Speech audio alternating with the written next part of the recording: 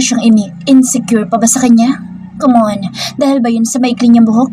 Salamat sa salon. Nakita niyang palapit si Lucas sa kanila kaya lalo lang siyang nabwisit. I'm his constant partner. Sabi pa ng babae sa kanya. Don't be kasin and try not put yourself back into the spotlight. You're out of his life. Live with it. Matatag na sabi ng babae sa kanya. Inuutusan siya ng kabit ng asawa niya. Nakakatawa. Tumaas ang mga kilay niya habang nakangiti. Napaka-low class naman ito. At constant partner daw? Saan? Sa kama? Sa elevator o sa sofa? Nawalang plastic ng ngiti niya. You don't have the right to dictate the things that I must do. FYI, just in case he misled you. We are still married, kaya kabit ka lang. Tanggalin mo ang kamay mo sa braso ko, kung hindi, imungudgud ko mukha mo. Huwag mo kong subukan, isa akong Rosales. Hurt it greeted. Mabalyang itinulak ng babae ang braso niya kaya walang sali-salitang itinapon niya sa mukha nito ang laman ng baso niya at saka iyon hinawakan sa may batok. Ingungud-ngud niya ito sa pagkain na sa mesa. Bumasag-pasag ang babae matapos na tumili pero hindi makaangat dahil gigil na nadidiinan niya ang batok noon gamit ang dalawang kamay niya. Pumili ka ng babanggain mo, kabet. Hindi ako paaapi sa katulad mong makatipas sa higad ang pagkababae. Gigil na sambit niya. Nagtagis ang mga bagang niya sa galit. Freya, mahinang saway sa kanya ni Lucas nang halos 2 hakbang na lang yata ang layo. Babe, let's go, please. He almost whispered in her ear. Hinawakan pa nito ang mga kamay niya at pilit na inaalis ng marahan sa batok at ulo ng kabit nito. Nakatayo ito na parang humarang sa tagiliran niya para mapagtakban ang nangyayaring eksena. Babe, let go. Demonyo ka. Binitawan niya ang babae at sa kanya ubod ng lakas na sinampalang asawa na hindi nakaimik.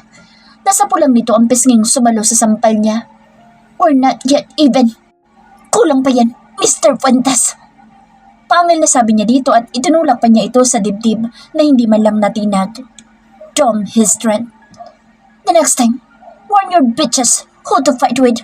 If it's the Princess of Rosales, back off. Even you, jerk. Pairap niya itong nilayasan na halatang nagpipigil ng sariling magsalita. Napansin niya kasing ilang beses nang tinangkang ibuka ang bibig nito pero hindi na nakaimik. Bahala ang sasalubong sa bunganga ng kabit mo sa susunod.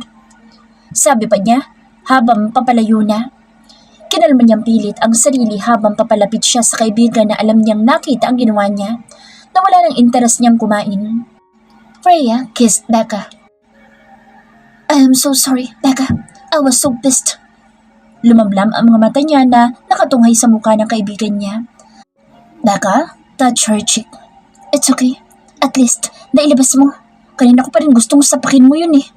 Buti naman binusog mo sa mesa. Kulang na lang ay matawa pa ito sa sinabi sa kanya. Pasaway din talaga ang tunay na kaibigan kahit kailan. I'm going.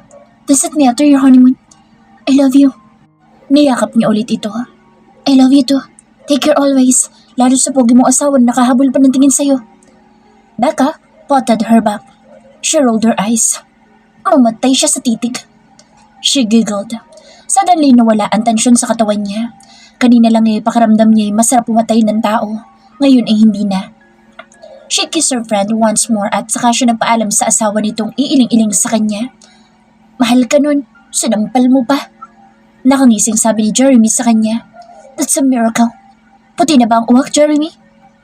Parang nang iinsulto pa niyang tanong kaya natawa na lang iyon. Silly you. Freya. Hinagkan siya nito sa ulo. Take care of Lucas. Pahabol noon na mag-umpisa siyang magmarchang paalis. In his ass. Sabi lang niya at wala siyang pakialam kung marinig man siya. She's a Rosales at wala siyang dapat nakatakutan o ikahiya. At kahit itanggi niya, kilala siya na lahat dahil sa yaman at kapangyarihan ng pamilya niya at idagdag na rin ang apelyido niya ngayon na Fuentes na hindi rin naman basta sa alta sociedad.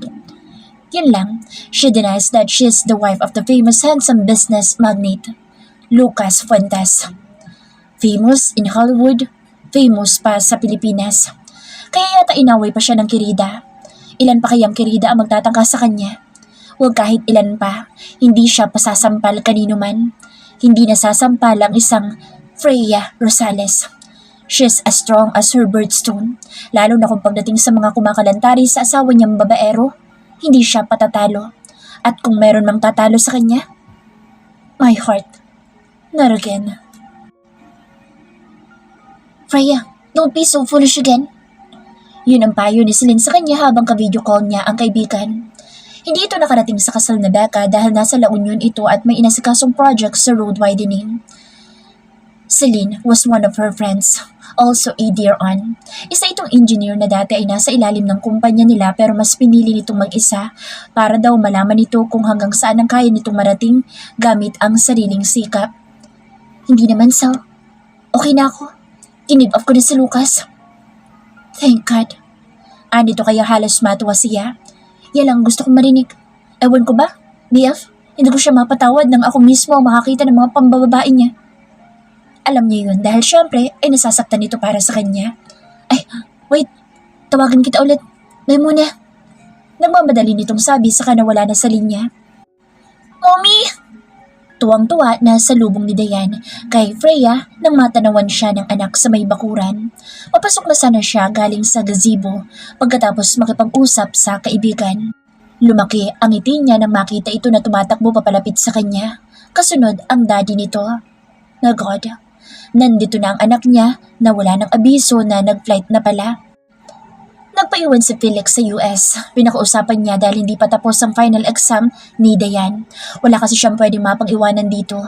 Silang mag-ina ay namuhay na simple sa ibang bansa, malayo sa buhay niya bilang isang Rosales, na mula sanggol ay mayaya. Doon, sila lang na mag-ina ang magkasama. Freya did the laundry, the cleaning, the cooking, and taking care of her daughter. Ginampanan niya ang lahat ng tungkulin niya bilang isang babae at ina. Only that she had to fly back earlier to the Philippines because of her best friend. And now, her precious one is here with her uncle. Baby! Kaagad siyang napaupo para magpantay sila ng anak. Niyakap niya ito na sobrang higpit at saka pinupong ng halik. I miss my baby. Anya dito. Miss din po kita, Mi. Ani naman ito sa kanya. Nakangiti ang maliit na mga labi. Humahagik-hik ito dahil sa ginagawa niyang paghalik dito ng paulit-ulit. Freya closed her eyes and felt that little hand that kept on caressing her back. She felt so loved and needed every time her daughter does this thing to her. Ang maliliit na kamay nito ay parang naging comfort zone niya kapag nababalot siya ng sakit at pagsisisi noong mga panahon na siya'y dumadaan sa pagsubok matapos na makapanganak. Matapos yakapin na ikinulong niya sa sarili mga kamay ang maliliit na mukha nito. Twinnie, I'm also here. The most handsome twin brother ever. Ani naman ni Felix sa kanya kaya tumayo siya. Natawa pa siya ng konti na makita na bitbit dito sa balikat ang Barbie bag ng anak niya. She couldn't imagine a playboy like her twin could carry such a bag.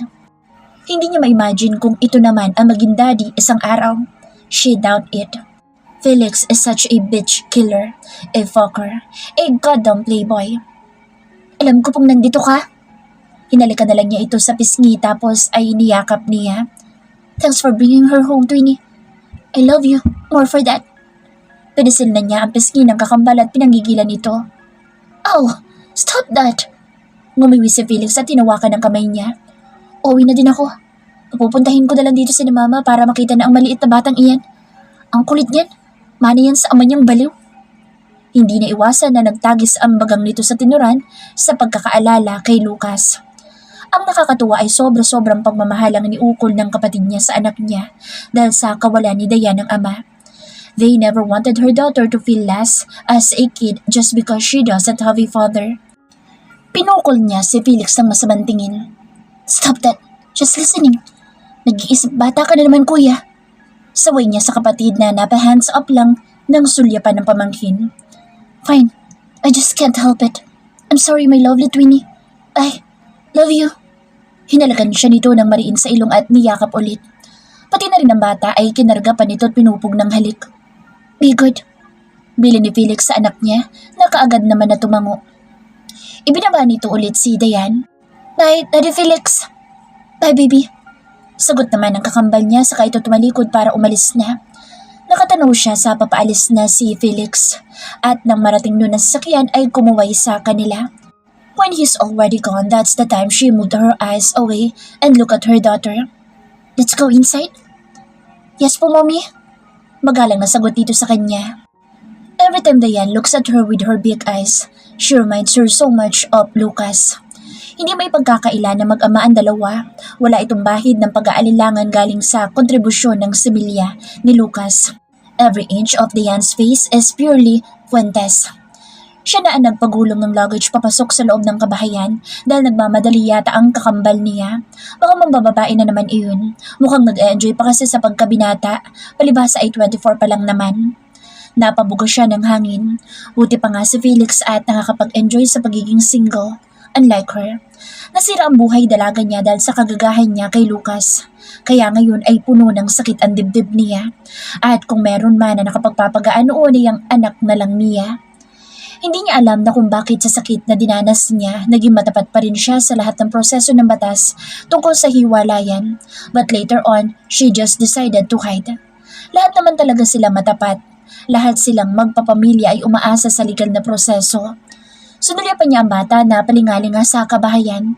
Ang bahay na regalo ng mga magulang niya sa kanila ni Lucas. Yun ang tinitirhan niya ngayon. It was a joint property. Parehas na nasa pangalan nila. The reason why her parents did that was because they didn't want Lucas to feel embarrassed. Ayaw ng mga iyon na apakan ng pagkalalaki ng asawa niya na for sure kaya din naman na bumili ng bahay nila. Pero pinakiusapan niya na dito na lang sila tumira pagkatapos ng kasal na kaagad naman na inoohan noon. Pero hindi pa tumagal na 1 buwan ang pamamalagi niya sa bahay dahil lumayas na nga siya nang halos hindi niya makaya ang natuklasan niya tungkol sa kasal nila ng asawa. It was a part of his revenge on her father. Lumaya siya na hindi noon alam na buntis siya ng 2 buwan. Pagkatapos na may mangyari sa kanila, kaya napilitang magpakasal siya dahil sa takot nga na may mabuo na bata. Meron pala talaga. It was Diane who is now 5 years old. Nailing siya nang maalala kung bakit Diane ang pangalan ng baby nila. Dahil noong ipanganak niya ito ay puno ng pag-asa ang puso niya na magkakabalikan sila ni Lucas. Diane, or Din, is a French word which means hope. Pero ang pag-asa niyang iyon ay unti-unting nawala nang hindi na talaga siya hanapin ng asawa niya at pinagtangka ang suyuin o hinga ng tawad man lang o kaya ay magpaliwanag sa kanya. Tapos ang kapal na mukha ngayon na tatawag-tawagin siyang babe at ipagduduldulan sa kanya na wala sa kanyang dapat na may mag-ari. Tapos harap-harapan siyang aawayin ng kirida. Ouch, Mommy! Daing ng bata kaya napakurap siya at nalipat ang atensyon niya rito. Humigpit pala ang hawak niya sa kamay ng anak niya. Sorry anak, may naalala lang si Mommy. Pilit siyang ngumiti at hinaplos ang mukha ng bata. Enemy, Mommy? You're so pissed. Wika nito at tinakpan ng bibig saka tumawa ng mahina. Natawa din siya dahil napansin nito ang galit niya. Baka po si Daddy. Dugdong pa noon kaya nawala ang ngiti niya. Where'd you get that, sweetheart? Takang tanong niya at napilitan pa siyang kargahin ng bata. Daddy Felix told me po. Nakangiting sabi nito. Napabuntong hininga si Freya. Pasaway talaga ang playboy na kapatid niya. Sabihin pa ba naman sa bata ang tungkol sa alitan nila ni Lucas? Sira ulo talaga. Ngayon tuloy hindi niya alam kung ano sasabihin niya sa anak niya. She opened her mouth to speak but not a single word came out. Diane cupped her face. It's okay, Mom. I understand po. I'll fight for you. Determinadong sabi nito sa kanya. But fighting is bad, sweetie. Pangaral niya sa anak at parang gusto niyang masamid sa sariling tinuran. Di ba nga lang kagabi, she fought back? Ni hindi nga siya nagpauna. Inunahan niyang sakta ng mga kaaway. Naomi, I hate him. He made you cry, so I hate him too. If he doesn't say sorry, I'll hate him to death. Anito pa at inalis ang pagkakahawak sa mukha niya at pinagsalikop iyon sa dibdib, saka inarolyo ang mga mata. Makailang beses siyang kumurap bago nasa ulian sa pagkagulat sa inasal ng anak niyang pinalaki niya sa pagmamahal at sa tamang asal. How come nang 5 years old ay umirap na parang may edad na babae? Marunong kagad ito na pang-inita ng ulo sa mga taong mapang-api? She still tried to change Diane's point of view. Anak, it's bad. Daddy mo pa din siya. Anya, sana'y maunawaan nito ang pinakasimpleng paliwanag na pwede niya ibigay dito. Hindi pa naman talaga totoong kilala ni Diane ang daddy nito at kung magkikita ang dalawa ay unang pagkakataon iyon. Hindi rin alam ng mister niya na may anak na sila. Umismid palalo ang bata at ibinagayway pa ang buhok patalikod. as her green eyes dilated in annoyance. No, Mommy. Leave it to me po. I'll take care of you. I don't want to see you cry. I'll make Daddy pay. Diane smiled at her and patted her cheeks. She was stunned at hindi na siya nakagalaw sa kinatatayuan sa may puno ng hagdan. Daig pa niya ang natuklaw ng ahas sa pagkabigla. Bakit ganito ang anak niya? Palambing ito pero ubod ng taray pala kahit nalilimang taon pa lang. Baka tinuruan ito ni Felix na magtaray. At mukhang may kalalagyan ng asawa niya ngayon. Hindi lang sa mga kamay niya kundi sa kamay ng prinsesa nito. Kay Diane. At malapit na yun dahil mamaya lang ay pupunta na siya sa kumpanya para bawiin ang pwesto niya bilang president sa Rosales Fuentes Architectures and Interior Designs. Magkikita na ang magaman niya at sigurado na hindi na lang malalaglag ang mga panga ni Lucas. Pero hindi niya sasabihin na anak noon si Diane. Mamatay siya sa pag-iisip. Buwisit siya. Muli niya nasulyapan ng anak na para nag-iisip at nakaliko pa rin ang nguso. She wanted to laugh but she just couldn't. But what else could she ever do? Her daughter has her own mind and feelings at hindi niya lubos maisip kung ano magiging reaksyon ni Lucas kapag sinungitan ng sariling anak. Diane's a naughty little girl na mula sa angkan niya ng mga matataas ang ego at pride. Well, she has pride but Diane has both pride and ego. She's like her grandfather anyway. Malapit na. Tumingin si Freya sa anak na nakaupo sa likod ng sakyan. Busy iyon sa pagtingin sa biblical book na hawak. Diane loves to read the book with colorful pictures. Ang binabasa nito ay ang Garden of Eden. Matagal na nila yung binasa pero paborito iyon ni Diane kaya hindi nagsasawa kahit na paulit-ulit. We're near, baby. Okay, Mommy. Nakangiting sagot dito sa kanya. Malayo pa inatanaw na niya ang building. Napakatayog na building ng kanyang kumpanya. Maybe it's also about time to personally summon Lucas for their annulment. Face-to-face nila iyong gagawin. Una sa lahat, hindi na rin siya nagtatago pa kaya matapang na rin niyang mahaharap. The barricade didn't move even when she reached the entrance of the whole property. Ma'am? ID? Anong gwardiya sa kanya kaya kinuha niya ang kanyang bag? Don't you know po that my mom's the owner? Diane asked the guard. It's okay, sweetie. Ani naman niya. It's good that they're doing their job. Iniabot niya ang lisensya at ganoon na lang ang panlalaki ng mga mata ng gwardya. Diyos ko, pasensya na po ma'am, hindi ko po alam. Okay lang po. Nakangiti niyang sagot sa natatarantang lalaki. Nagmamadali nitong iniutos na itaas ang barikadang bakal kaya pumasok na din siya. Nagugutom muna siya ng malalim na hininga at sinulyapan si Diane. Her daughter is so cool, still reading the book. Pumarada siya sa isang bakanteng pwesto sa parking lot saka sila bumaba na mag-ina. Nakatingala sa matayog na building nilang mag-asawa. She is walking with her daughter inside the building of her beloved husband. Beloved? Duh. She did a mental eye roll. Pagkababa kasi nila ng sakyan na mag-ina ay diretso kaagad sila sa lobby ng Rosales Fuentes Engineering Architecture and Interior Designs. At kung taas noo siya, ay mas taas noo ang prinsesa niyang kasama. Bakit ganito umakto ang anak niya ngayon? Dahil ba kinalakhan na nito ang pagkakakita sa kanya na umiiyak? Kaya sa awa marahil ay kaagad na namulat ang isip ng minsang sabihin ng kakambal niya ang tungkol sa paghihirap ng kalooban niya sa ama nito? She sighed. Hindi niya pinansin ang mga makahulugang tingin sa kanya mula ulo hanggang paa ng mga naroroon na humahabol ang mga mata sa kanilang mag-ina. She's back and she'll claim what belongs to her. Pinag-isa na kasi ni Lucas ang kumpanya nila. He sold her building and expanded his own. Tuso talaga. Hindi niya alam ang purpose noon pero isa lang ang nakikita niya. Kaswapangan. Dala pa rin ng paghihiganti. Natigilan siya sa paghakbang nang tumapat na sila sa elevator. Malaki na ang pinagbago ng building. Kahit na sa labas kanina ay twisted ang korte at puro tinted fiberglass. At kahit na ang lift ay ganoon din. Ang hindi lang salamin ay ang private elevator. Purong stainless ang pagkakagawa. To what? To hide his dirty moves with his roaming bitches around? Good afternoon, ma'am. Bati na isang babae na hindi niya sana balak na tingnan pero nabusasan niya. She twisted her head. Ngumiti siya nang makita ang dati niyang secretary na si Mona. Still working here?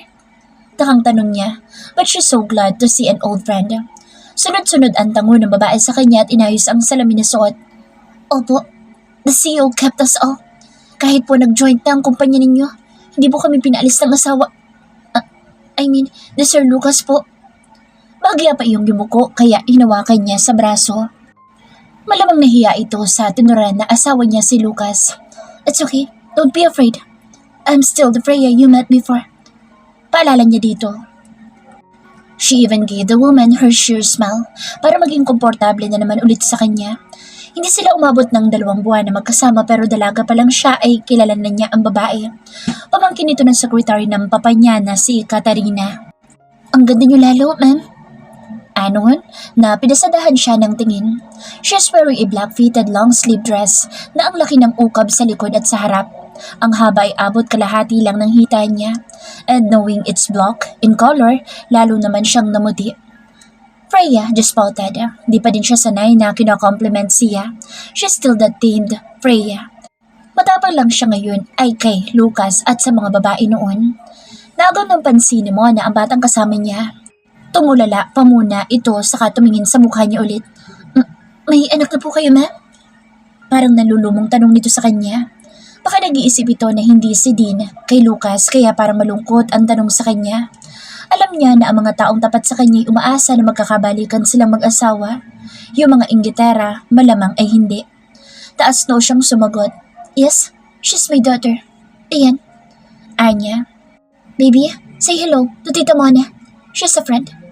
Baling niya sa bata. Saka lang iyon nagkaroon ng ngiti sa labi nang sabihin niya na friend niya ang babaeng kaharap nila. Hello, Tita Mona. Hindi lang ito alaylay ng damit ni Mona. She wants to kiss you. Imporma niya sa babae na kaagad naman yumuko. Napahagikik pa si Dayan nang matapos hanggan sa pisngi ang secretary niya na tila ba amused pa sa anak niya. Ang biba niya, ma'am. Ngumiti siya ng mas malaki. Ano sa mommy, of course. Anya. Mumukha ang bibig ni Mona at parang gustong magtanong kung sino ang ama ng bata kaya inunahan niya. He doesn't know. I don't want him to know. Anya sa babae na marahan lang na tumango at itinago ang mga labi. She can trust this woman and she knows that. Bata pa lang siya ay kilala na niya si Katarina. Ngayon na matanda na siya ay nasa EGA pa rin iyon. Pamilya na nila ang babae kaya ang turing din nila kay Mona ay hindi iba. Nang bumukas ang private lift ay pumasok na sila ni Dayan. Sa kabila naman ay pumasok na si Mona at napasulya pa sa anak niya. Me? Where is he? Tanong ng bata sa kanya tinila ang laylay ng damit niya. Yumuko siya para tingnan ito. You'll see him later. Anya. He's Lucas. Imporma niya sa anak. Sa kanya hinimas ang ulo nito. What's his last name, Mommy? Fuentes. Ngumiti siya. Tumango si Dayan. I'll call him Mr. Fuentes. Seryosong pahiyag nito na ikinatawa niya ng malakas. Hindi niya alam na pinag-aaralan ng anak niya ang mga bagay-bagay na ganito. Napahugot pa siya ng hininga nang bumukas ang pinto ng elevator at bumungad sa kanya ang ilang mesa na may mga tao. Napadako kaagad ang mga mata niya sa may isang mesa doon kung saan nakaupo ang isang babae at kaharap si Lucas. Nagtatawanan ang dalawa at nag-uusap at may bulong-bulungan pa. It's a different woman from who she saw last night. Totoo pala ang mga sumbong sa kanya ni Celine. Ang matalik din niyang kaibigan noon sa high school. Iyon ang parating saksi sa mga pagpapapogi ni Lucas sa kanya, not to count in Becca. Sa Celine ang mga mata niya noong nasa Amerika siya. She was even sending her photos of Lucas with a blonde woman. Babaero talaga ang gago. Biglang sumikdo ang dibdib niya. Shit, ito na naman. Parang habang nadadalas ang pagkikita nila ay nadadalas din yata ang sakit sa kalooban niya kapag nakikita itong may babaeng kalampungan. Is that him, Mommy? Turo ka agad ni Dayan sa ama. Saktong-sakto iyon na itinuro nito sa kanya. Nakakainis at bakit dapat pang makita ng anak nila na may kinakalantari na naman na ibang babae ang magaling niya asawa? Yes, sweetheart, she honestly said. Mas nasaktan siya para sa anak niya kaysa sa sarili niya. Gusto niya magtanong kung tama bang isinama niya ito. Lumiko ang uso ng bata at inilagay sa likod ang mahabang buhok. That woman he's talking to compares nothing to you, me. She looks like a duck. Anang anak niya na ikinalaki ng mga mata niya. Iniharap niya ito ng saglit. Baby, that's bad. Malambing na wika niya dito pero umiling ito. No, me. It's bad if I am telling lies. But I'm telling the truth. Rason pa nito sa kanya kaya hindi siya nakaimik. Hindi kaya mana ito sa kanya? Sabi kasi ng mama niya ay noong 5 taon daw siya'y matalas din ang bibig niyang magsalita. Wala sa loob na natingnan niya ang babaeng kausap ni Lucas na ngayon nakahawak na sa braso ng asawa niya at pinaglalaruan pa ng isang kamay ang kwelyo ng suot na puting long sleeves. Mukhang na-enjoy naman ng isa ang ganoon. Siyempre, mahilig kasi. Pero gwapo nga naman talaga si Lucas. Magiging Hollywood actor ba naman ito noon kung hindi ubod ng pogi at mayaman sa karisma? Ang bunga nga pa ay mina ng kahambugan, kaya nabola siya ng husto at napabigay nga siya kaagad, kaya ngayon ay may mata rin siyang prinsesa. Come on, behave, okay? Anya dito at saka ito hinila papasok ng head department. Kaagad na naagaw ng presence niya ang mga mata ng karamihan. Even Lucas was stunned of a moment na tila ba nawala sa harap noon ng babaeng nakaupo sa mesa at sa halip na nagtatrabaho ay naglalandi sa asawa niyang isa ding haliparot. She stood in front of these two. Kaagad na napako ang mga mata ng mister niya sa anak niya. Nila. Tapos ay sa kanya. Pinakatitigan niya ang babae at ang mga mata niya ay nang iinsulto kaya bumaba iyon sa mesa at umikot sa kabila. She looked at the name board. Trisha whatsoever, CEO Secretary. Umangat ang isang kilay niya. Secretary ka mo. Nang tingnan niya, si Lucas ay pagkalito ang nakaguhit sa gwapong mukha nito. I'm here to hold my company back, she eagerly said. Tumango si Lucas at nahilot ng hintuturo at hinlalaki ang mga gilid ng labi habang isang kamay ay napunta sa bewang nito. Bahagya pang napasulyap ito sa leeg niya at sa dibdib. Pervert. I'm waiting. Finally, you came, baby. Anito't parang nangiti na pati ang mga mata. Tinignan nito si Dayan na grabe naman ang pagkakatitig din sa ama. Too bad, the first meeting has to be this way. Dapat ay masaya at may mga pagkain, balloons and flowers but apparently, none. Maya-maya humalukip-kip si Dayan at umismid. I don't like you. Diretsang sabi nito sa ama na napaawang na lang ang bibig sa pagkabigla. And her. Sabay tingin nito sa sekretary na lumuluwa ang malulusog na dibdib na parang halos ikaputok ng butones sa uniform na suot. Tinignan din ni Freya ang babae gamit ang nanunuring niyang mga mata. Oras lang na patulan nun ng anak niya ay itutusok niya sa bunganga noon ang name board na nakapatong sa mesa. Pero nag-iwas lang ng tingin ng babae. Tama, mahal mo pa ang bunganga at lalamunan mo. Who's that, Rishi? Tanong ni Lucas na hindi matanggal ang mga mata sa anak nila. Hindi umimik si Dayan. Mine. Simpleng sagot niya. Where's my office? If I don't have one, vacate yours. Dito ka nalang mag-office sa labas. Total, nandito ka na din lang naman. Mas bagay ka dito. She sarcastically declared, brows lifted. Pero mukhang wala sa kanyang atensyon nito kundi nasa bata. Mom is talking to you, mister. Ng bata kaya napakamot ng ulo si Lucas at saka hindi malaman ang sasabihin. Medyo mulol si Dayan pero naintindihan naman at English accent pa. Yeah. Sabi nito at saka tumingin sa kanya ng makahulugan. We need to talk, Freya. The tone was soft. Alam niya ang pag-uusapan nila. Malamang naghihinala na ito kay Dayan kaya uunahanin niya ito. Hindi mo siya anak. Huwag kang assuming. We don't have to enter that room and interrogate me about my daughter. Mataray na saan niya kaagad dito pero umiling ito. Mukhang hindi ito kumbinsido sa sinabi niya. Gumawa ka na lang sa iba kung inggit ka. Marami ka naman, di ba?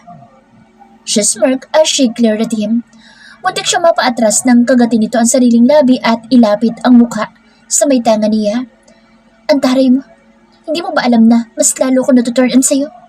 If I were you, babe, stop that. Bago pa maulit ang nangyari sa condo 6 years ago at makabuo tayo ulit ng bata. Dahil kahit itanggi mo, ako ang daddy na matari na batang kasama mo ngayon. Manangalang sa'yo. Suplada sa una. Bulong nito na ikinalunok niya. How dare him talk to her that way? She can't deny it. Halo ang mukha ng bata kasi at kapag tinitigan ay nakikita ang features ng mukha ni Lucas. But she doesn't care. Manigas ito pero wala siyang aaminin. Kahit pa magpatas ito, pakialam niya. Binawi nito ang mukha at ang sumalubong sa mga mata niya ay ang nakangisi nitong aura. Nakaangat ang mga kilay nito na parang natutuwa pa sa kasupladahan ng sariling anak. Terminate him, mommy. He's bad. Utos sa kanya ni Dayan at hinila na naman ang laylayan ng bestida niya habang nakatingala sa kanya.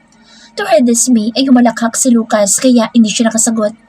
Para bang sayang-siya pa ito na tinatarayan ng bata. Anak ka nga ng mommy mo. Mataray. Sabi na lang nito na umiling at tinangkang kargahin ng bata pero yumakap kaagad sa mga hita niya. She saw how his face turned ill-fated. Akala yata nito'y basta lalapit at magpapakarga si Dayan sa hindi kilalang tao.